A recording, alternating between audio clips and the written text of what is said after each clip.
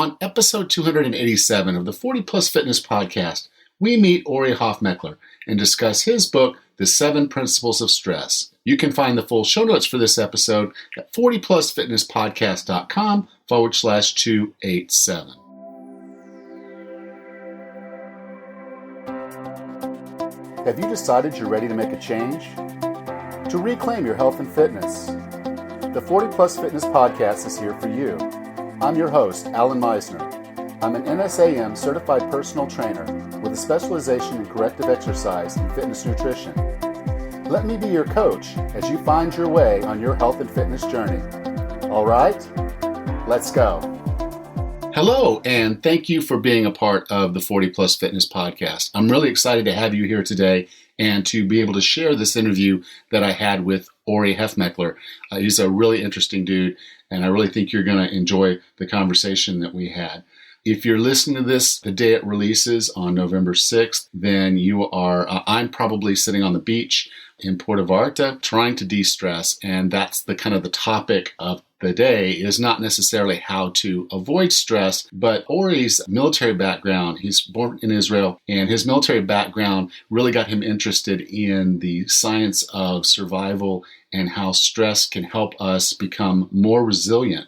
And he's really gotten into how foods can activate some of the same stresses that exercise would and kind of build some of the same general resistance to stress that we see from doing things like physical exercise and how we get stronger. He says there's foods that induce kind of that same concept, same thing.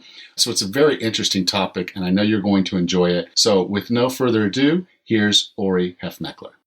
Ori, welcome to 40 Plus Fitness. Thank you for inviting me. I can tell when a book is a really good book when it does a couple different things. And one is that I find it really, really hard to just pick a few things that we can talk about during a podcast because I can't keep you online for 2 hours or 3 hours talking about your book. And when that book is also very, very concise and very clear and science-based, it's kind of like, okay, this is the perfect storm of just, this is a reference. It's not that big a book, to be honest with you, but it's something that I kind of feel like when I really want to get back and start thinking about those concepts, I can go back to this book and say, okay, I remember he covered that and I really want to kind of bone up on it.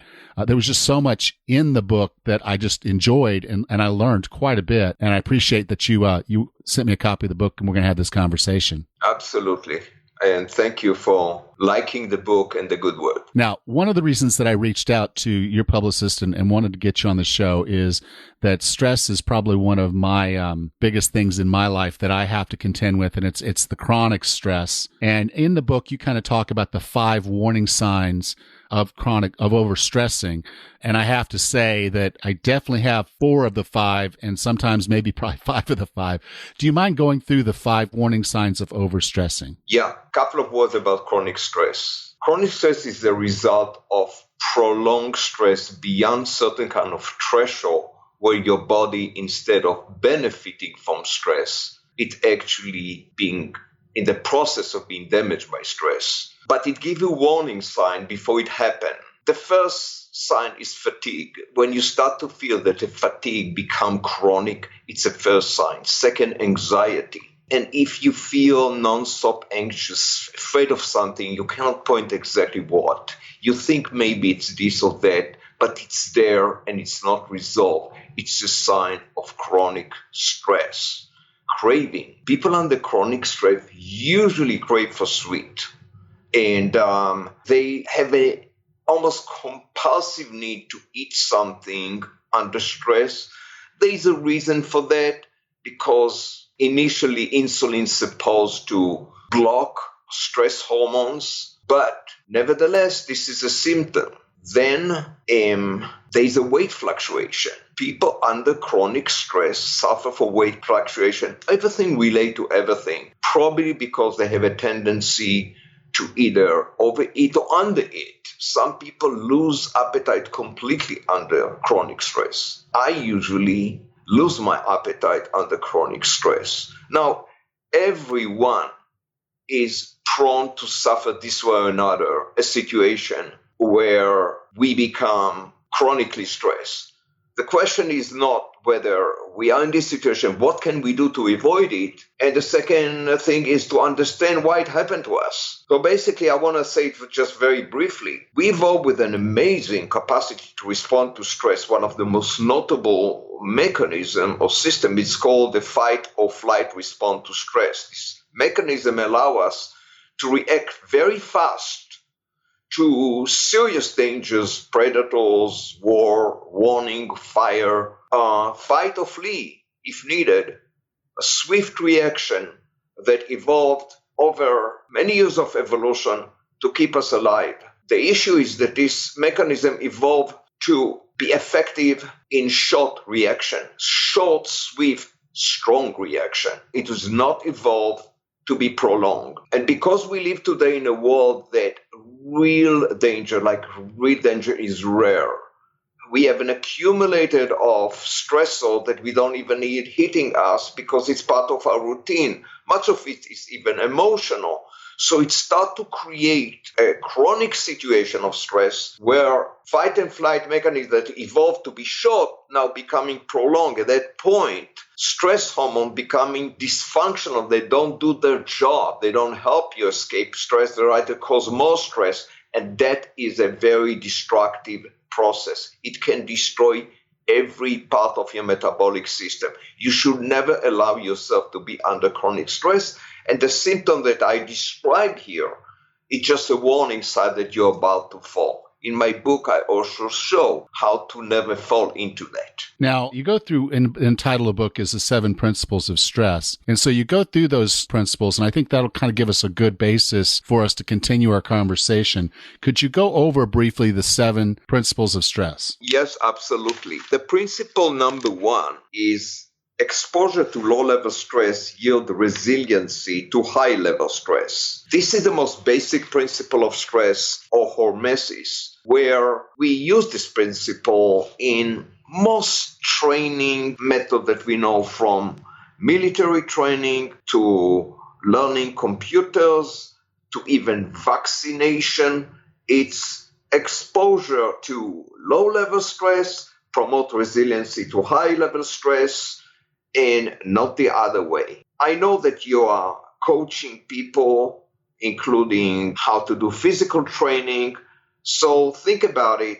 You cannot start with very heavy weight if you're untrained. It can break your muscle or bone. You really need to build it gradually. But the same principle apply to everything else that we put ourselves under, whether it's nutritional stress, fasting, exercise, exposure to heat, exposure to cold. We need to build it gradually. It's guaranteed result. Stress principle number 2, maximum. How do we reach maximum resiliency to stress? Principles number 2, that maximum resiliency require combined nutritional and physical stress.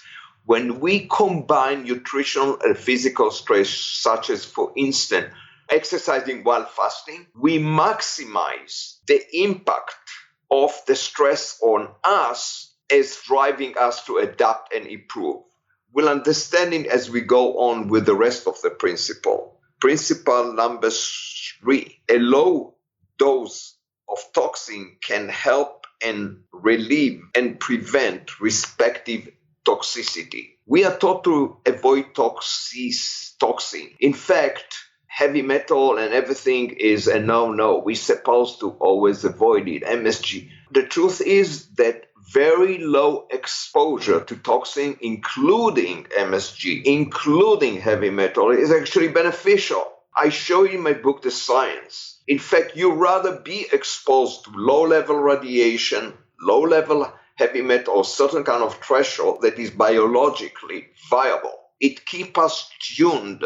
So, exposure to low level of toxin is better than non-exposure at all. Principle number 4. I think this is probably the most important principle. Energy deficit is the key factor of hormesis. The whole idea of hormesis, hence the ability to take advantage, adapt to stress, adapt and improve, and even extend life, is based on one factor: energy deficit. Look, we were told and trained to believe that we need energy. In fact, energy business is huge. Everybody is seeking for energy drink, energy that, energy for food. Energy is essential for life. And it's true, energy is essential for life. But like other paradox of nature, it is the depletion of energy. It's the energy deficit that you cause on your body that trigger homeostasis, that trigger your body to adapt and improve. And this is why exercise is so beneficial and fasting. Everything that you do beneficial for you, deplete your energy. And leading to the next principle number 5, excess intake of energy, inhibit homeostasis and shorten life. Yeah, we already know that. Yet most of us do consume excess of energy. Excess of energy violate all principles of homeostasis. It has been shown to shorten life of all biological systems, all species from bacteria to human. Excess energy shorten life. And vice versa, energy deficit have shown not only to extend life, in fact, double lifespan of organism from bacteria to mammals. Can we double our lifespan? Good question. I did address it in my book. I believe we can. You just need to understand what you need to do and probably understand the science and biology behind. So now we are leaving to stress principle number 6. Very important to grant homeostasis. Stress must be intermittent, never chronic. Only intermittent stress can benefit us. In fact, nothing in our body is designed to tolerate chronic. Nothing. We don't even breathe chronically. Everything comes in certain kind of a pulsatile mode, including our hormonal secretion. Everything that we do comes in cycle. Awake and sleep, action, relaxation, depletion, replenishment of nutrient, fasting and eating. Stress must be intermittent. If we are ever in a position that we see that even the susceptibility to be in a condition under a stress that is not intermittent, we should avoid it by all means. And there are means, again, to prevent it. Even if the stress is chronic, your body has mechanism to break and to defend itself, to break this chronic exposure to stress and to defend itself from that. Principle number 7, resiliency to stress extends virility. Well, that is a controversial concept, again, based on science. Generally, we were trained to believe, and science really supports this belief, that stress inhibit or suppress virility. And there is a reason for that, because under stress, such as famine, for instance, lack of food, this is the wrong time to bring babies and multiply. So women under nutritional stress, for instance, can lose their period. They're not really ready to multiply. Men can lose their testosterone under condition of very low food intake, etc., thyroid level go down. But interestingly enough, after a period of adaptation, when a species becoming resilient to stress, including periodical times of food scarcity or physical hardship, you can see an amazing phenomenon, how basically the sexual system becoming resilient to the inhibitory effect of stress hormone on sex. In fact, stress hormones start to function almost like a cofactor of sex hormones. And you can see in the biology of organisms, of animals, the areas in the brain that regulate stress and sex are cross-innervated with each other. It's amazing how it works. And there is a reason for that. There are species who are adept to stress, like I mentioned, for example, the wild salmon species. They have to breed under stress, so they evolved to resist the inhibition of stress on sex. What does it mean to us? It means that if you live your life properly, and if you follow the right protocol, which we didn't touch yet, to become resilient to stress, resilient to aging, resilient to obesity and diabetes, you're going to be also gifted with a bonus of extending your virility.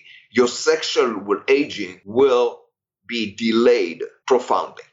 These are the 7 principles in a nutshell. And I kind of like how you put those together, because if you kind of take the time to go through all 7 of them together like we just did, it really kind of makes sense to say, okay, obviously I don't want to overeat. I want to make sure that I'm getting proper nutrition, and that I'm not chronically stressing myself, but I am exposing myself to the right levels of the right kinds of stresses. And then on the basis of sometimes when you go to lift some weights, there's going to be a little bit of muscle breakdown and soreness, but you're going to come back stronger. And yes, a little bit of exposure to sunlight is going to help your body build and develop some vitamin D, which is effectively now they're saying not just a vitamin, but perhaps more like a hormone.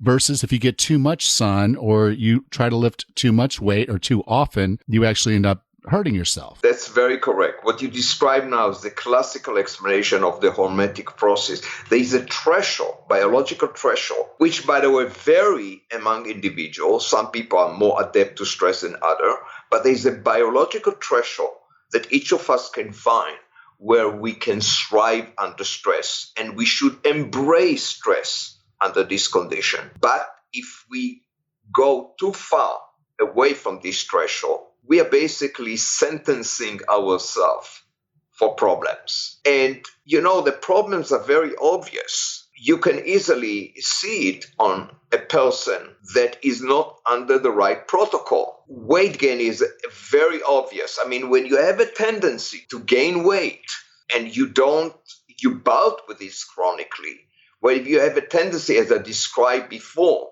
to lose control over your feeding, get depressed, these are all symptoms that your protocol is not correct, and it can be fixed. And it's not too complicated to understand what to do. Now, one of the things that's interesting is, I think when we're dealing with the media and we're dealing with companies, they'll often tell us something that logically just makes all the sense in the world. For example, they tell us we should take these multivitamins because they have these antioxidants in them, or we should eat these certain fruits or vegetables because they have the antioxidants in them. But in the book, you kind of explain that actually taking or eating antioxidants is maybe not the best strategy for dealing with aging and stress. Alan, thank you for mentioning that, because this is one of the most important area, that the most confusing area where so many dirty secrets and lies are hiding and misleading people to understand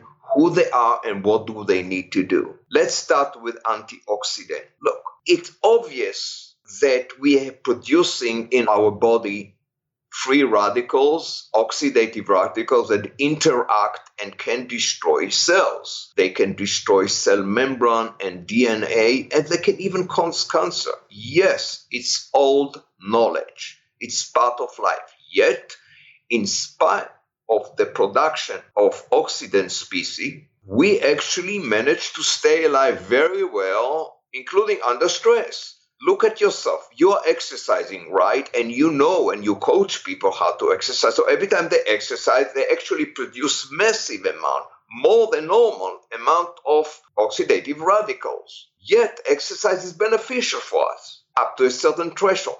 So what's going on? It is the oxidative radicals, like I talked before about toxins, that trigger your stress response system to adapt and improve. It is oxidative radicals in your cell. When they elevate, your cell is very sensitive. It signals your body to produce its own antioxidant.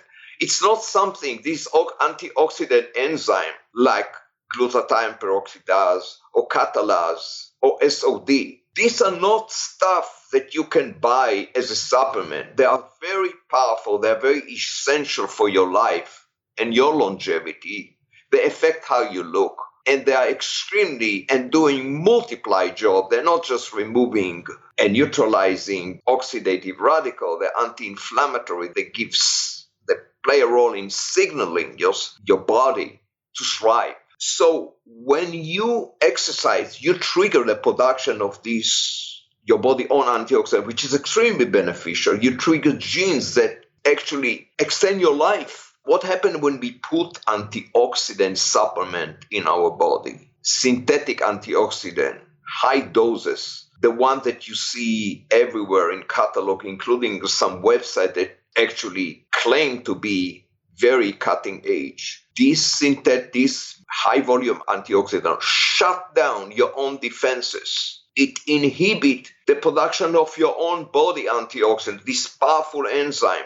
you basically becoming vulnerable now to damage, and you don't even know that.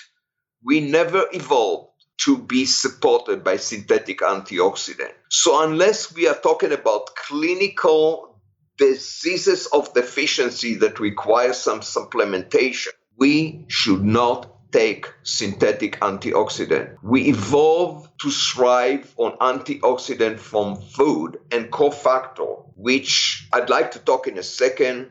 They are called stress-activated nutrient, mostly coming from the phenolic group, but sometimes they're alkaloid or acid that come along with other antioxidant nutrient in food, and they are doing unique actions which we didn't learn up to now in school. It's only now scientists are shockingly realizing what this nutrient can do. They are not part of the RDA. You don't hear about this from commercial companies. Food companies don't even want you to know about this. But there are certain kind of nutrients that were very abundant in the all human diet, and they mimic the effect of exercise and fasting on your body. Yes, they trigger the same fat-burning, life-extending genes that fasting and exercising are triggering. They basically not only help you better survive, they don't only help you to get in better shape, they extend life. And not just of us. Some of them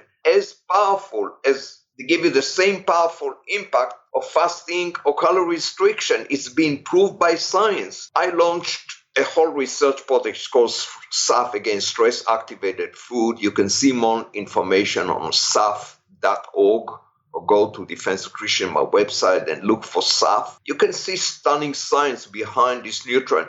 Again, it's not part of our diet. In fact, we lost most of this nutrient because they naturally appear in stuff that we no longer eat, like pits and peels and bark of trees and rhizome. But nevertheless, these are extremely powerful nutrients that has been used in small amount by traditional medicine, Indian, Mediterranean, and Chinese in particular, but fell under the radar. My mission in the book is to reintroduce them back to our knowledge. The human body evolved, each of us, Alan, you, me, and your followers and your listeners, evolved to be supported by these drugs. They're essential to our survival today, in my opinion, more than vitamins and antioxidants. Yet, if you ask the layman or people, generally, they have no clue what they are. And if they heard about it, they don't know that this is what it is. So the overall, my opinion about synthetic antioxidant supplement, which is the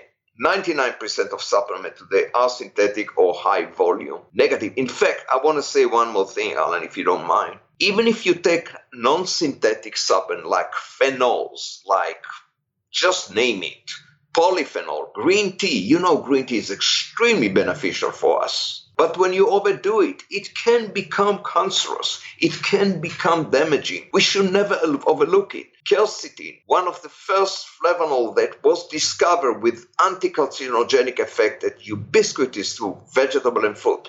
When you overdo it, when you take it in a high volume, which are biologically overextended, it can cause serious damage. So it's not just synthetic. We should be humble enough to respect nature the way it is and never overdo our supplementation beyond what is biological viable. Yes, and I completely agree. And I think you're absolutely right. There's things that are valuable in real food. And at times we get into the supplement kicks. And if there's not some true biological need that we have because of illness or disease, then in a general sense, I always think it's better to go back to whole foods. And yes, unfortunately, we don't necessarily have access to the foods that our ancestors ate. And even if we do, many times they're not quite the quality of what our ancestors would have been eating. So a lot of opportunity there to just go back to what we should be doing. Now, in the book, you talk a good bit about aging, and you get into kind of the 3 parameters for staying young. And I have to say, it's like when you put that in there, I was like, wow, that I couldn't have put a lot of the concepts that I talk about in the podcast. We've talked about over and over and over. I couldn't have put them more succinctly than if you want to basically stay young longer, which means you're going to feel healthy and feel good longer, you want to do these 3 things. So do you mind going through those parameters? Sure. I have a whole chapter on aging when I tried to prove, at least scientifically, but conceptually, that aging is actually more stress-related than age-related. Far more stress-related than age-related. But there are three principles that if you follow, I believe you're in the right way to block the aging process. Number one, we talked before about energy deficit. So fast more, eat less, and introduce stress-mimicking nutrient to your diet. That means these are the nutrients that I just described that mimic the effect of fasting and exercise on your body. This way, you are granted to sustain for most of the day a state of energy deficit. And I can't explain now, we don't have the time, the amazing event that your body goes through when you do that.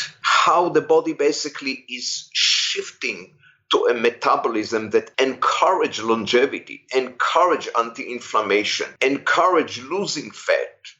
If there will be time, I want to talk about the process. In fact, your body activates certain kind of genes. It's called PPAR alpha that transform fat cells to becoming ready to burn rather than ready to store.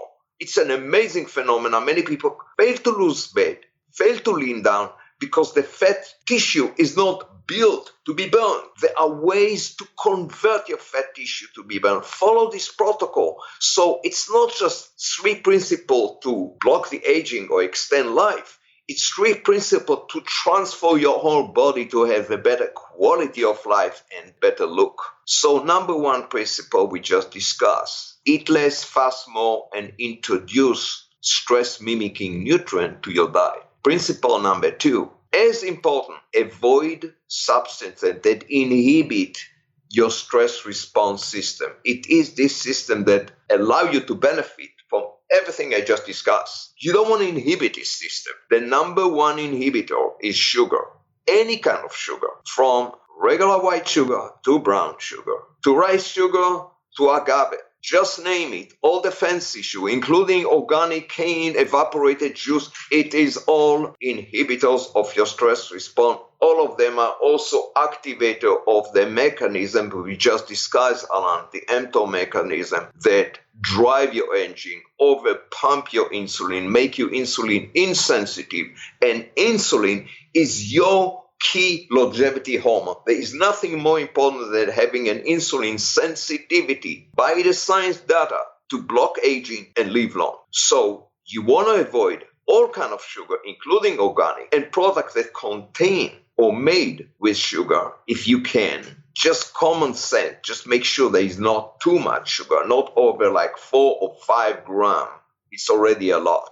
Then also avoid other stuff that either mimic sugar or as dangerous as sugar, like maltodextrin. In fact, higher glycemic index than sugar itself. Fructose. Sugar alcohol, terrible compound, does cause glycemic reaction. It does cause massive damage on the digestive tract. Certain sugar alcohol actually encourage manifestation of methanogenic archaea, so it's beyond even bacteria. It produced the gas methane. Now there's a science that shows that is associated again with susceptibility for obesity and diabetes. So avoid sugar alcohol. Definitely avoid chemical additive and GMO. You don't know what you get from GMO. It's messed with the all genetic program, with the all epigenome program. You want to stay away from that. So I agree with you, Alan. I mean, it's very difficult today to find food that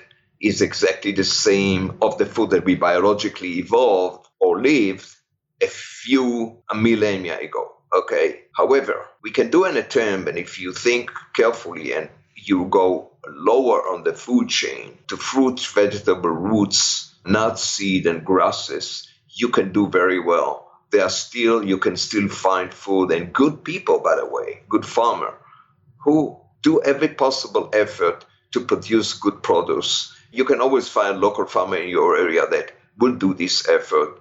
Highly recommend to do that. I, of course, come in much more details in my book about this. So we are moving, avoid the bad stuff. Do not inhibit your ability to respond to stress. And the last principle is exercise regularly. In fact, if you can, exercise while fasting. Exercising while fasting is not something that people hear. Generally, you hear that when you need, go to exercise, eat something before, you need energy, you need this and you need that. And after exercise, go and have your recovery meal and go and eat again. When we do it, we basically negate a lot of benefit that we get from exercise. Again, you describe it right, Alan. Exercise is it's a catabolic event that break muscle and trigger improvement, adaptation. Your whole system convert for repair and improvement at this point. When we eat, especially sugar, we inhibit this mechanism. But when we exercise while fasting, we maximize the beneficial impact of exercising. The energy depletion, especially reaching a point of glycogen depletion, which is the ultimate state of triggering hormesis, can be achieved sometime within 30 minutes. Something that would take you hours or a day to achieve otherwise, you can achieve in 30 minutes, be in a great shape. And if you even add, again, combine this three principle together and consume this nutrient that mimic the effect of fasting exercise, guess what happened, Alan? And I'll finish this principle here. You have a situation first time that your body not only enjoy the benefit of fasting and exercise to rejuvenate, when your heat shock protein system act to destroy every weak and sick cell and cancer cell, to recycle and activate stem cells to regenerate new cells and tissue. It doesn't happen like an hour or two after exercise. It happens now 24 hours per day, 7 days per week, because this nutrient allow you to get the benefit, the mimic exercise, even when you sleep. It is an incredible phenomenon. It's scientifically proven. We evolved to benefit this way, and yet today people, I would say, don't benefit even 0.5% of that. So just imagine what happened to our society if we just did it right. I was talking to a client this weekend. He was telling me how the day before he did his HIIT training, he didn't eat very much. He kind of felt like his performance during the high intensity interval training he was doing wasn't his optimal performance. And I said, well, that's fine. If you got to that point of fatigue, you're still clearing your glycogen stores from your muscle and liver. And I said, that's what we're after. We're not after killing ourselves in a HIIT training and fueling ourselves for a HIIT training. We're out to just basically get our body very efficient at clearing glycogen and then pulling in glycogen from wherever it can get it based on what we're eating. If we're not eating a lot of sugar, which he doesn't, thankfully, I said, we're on the right track. You're doing the right things. Yeah, you know what? I can't even say it better. I mean, I mentioned it in the book, and what you're saying now is a very critical crossroad that people need to think. Why are we exercising? What is the purpose of human fitness? Do anyone here know what is biological fitness? Nobody mentioned that. So here's the dilemma in a nutshell. We are living in a world that encourages performance. In fact, scoring. You want to score. You want to be a champion athlete. You want to score. You want to do everything possible. And I'm not just talking about taking anabolic steroid and everything. People basically kill themselves to score. There are two ways to look at fitness. One, build a short-term body that can score. Two, build a body that is resilient to stress, disease, and aging. Body that is designed to better survive and longer live. Two things that don't live one hand in hand. In fact, I show in my book the stats. Many champion athletes, especially people are specimen, marathon runners. I mean, they can run 12 miles per hour. Okay, try on a treadmill to run 12 miles per hour. Okay, for 2 hours, it's just an incredible thing. These people generally do not live long. Competitive endurance athletes, unfortunately and paradoxically, have a lifespan of couch potato. The most fittest among us, allegedly fittest, are doomed to die or have a short life of a couch potato as the unfittest of us. Why is it? Because they overextended the threshold of stress, and their fitness was never designed for to allow longevity, to improve their capacity to resist stress and aging, but rather to score. Yeah. Well, what they don't want to do, and I've had this when I've talked to different people that are into endurance sports, is that when they try to look at low carb or they try to get into ketosis, they're not willing to make that time investment for their body to adapt to a point where they can actually still perform for a marathon level event while being in ketosis. And there's quite a few endurance athletes now that are. So I think the science is going to come around on that to sit there and say, okay, it's not the endurance athlete that's the problem. It's the fueling mechanisms that they're using to fuel that exercise. It's very interesting what you say, because there's a recent science that show clearly it takes 4 consecutive days of shifting to fat fuel, like nuts or seeds, and very low carb, to train your body to maximize the utilization of fat for energy. Every 4 days, we're becoming more and more efficient to burn fat. That's simple. So if you try 1 day fat fuel and you're hitting the wall and then you shift back to carb, you didn't even benefit, you didn't even give your body the chance to adapt. It takes 4 days to maximize this adaptation. And you're right, when the bodies adapt to fat fuel, when they shift from carb to fat fuel, which is a biological, classical feature of longevity, if it's done properly, you can perform amazingly well without hitting the wall. You're going to activate transcription factor that improve your muscle fiber quality like never before. Alan, the typical bodybuilder, not the smart one, have huge muscle, but they are primarily derived from the type 2B, which are inferior muscle fiber. These kind of people would never survive natural selection 10,000 years ago. This fiber is glycolytic only. It depends on sugar metabolism, cannot utilize fat fuel, very low durability. And these people also have it, and it doesn't help the body burn fat. So these people, if they don't exercise, they have a tendency to get fat. The other fitness method is not to build the bulk, but improve the muscle fiber quality. Muscle gene from myosin heavy chain to CD4 that convert muscle fiber, activate fibroblasts, convert a new muscle fiber with higher mitochondrial capacity. We already know that type 2B biologically can convert to type 2AX. I called it a super muscle fiber that allow you tremendous performance, including high intensity, while resisting fatigue. Why are we not teaching people to train that way? It's not just how you train, it's how you eat.